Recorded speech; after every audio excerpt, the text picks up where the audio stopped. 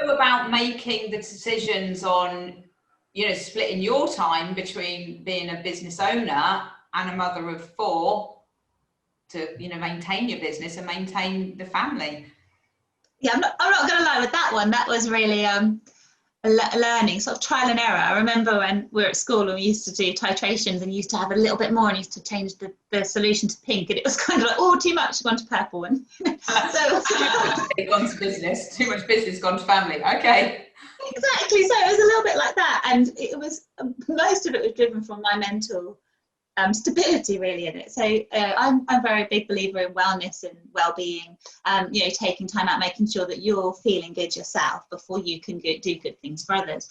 And there were certainly days where I was thinking, I'm doing nothing well for any criteria, myself, for business, or the children. And so a lot of it was around creating a better structure and really saying and being very strict with that structure. So if I was going to work, then that would be what I would do that day, and then if I was going to teach, then that would be what I would do that day. And it certainly helped, but like I said, it was trial and error at the beginning as to what was working when you were trying to literally juggle everything in one day, and then your mind would just explode at the end of it because you were trying to do too much and it didn't know what to focus on. So talk to me about how the months went on, and then how did you continue to to maintain your business? I mean, your business, you were used to networking a lot, going to networking meetings to meet your clients, to generate appointments, to generate leads.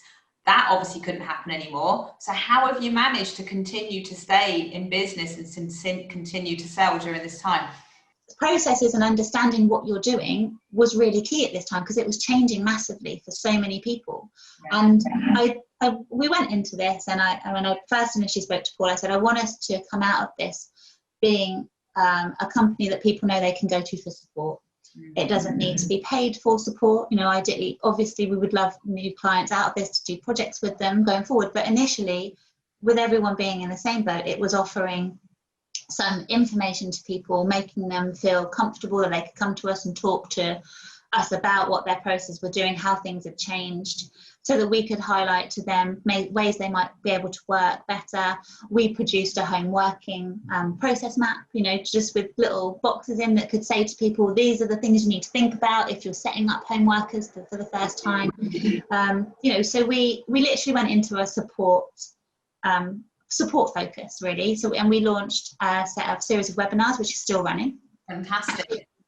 So we just introduced new little things, and we even have ended up with an online store, which for a professional services company is quite neat. What is the online store?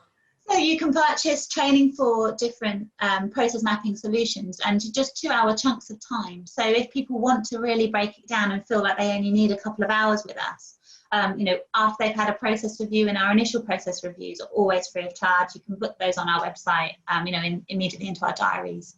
We'll chat through some issues with you within an hour. But then if you want a little bit more, you can. So it was easy for people to purchase. And also we had interest from a global interest, businesses around the world. Obviously it is a pandemic, it's happening globally. And why should we not be able to offer that support now that we were primarily a remote service, because everybody was on remote. Have you done webinars before? Were you experienced? The webinar route for us, we used to run, some maybe client initial meetings, scoping meetings as webinars, but we weren't used to kind of what I would call a series of webinars, like a mini set of programs almost. Victoria, that has been absolutely amazing. You've been fantastic. Thank you so much for sharing this with us today. I've got some more questions to ask you, and I'll look forward to speaking to you again. Okay, thanks, Louisa.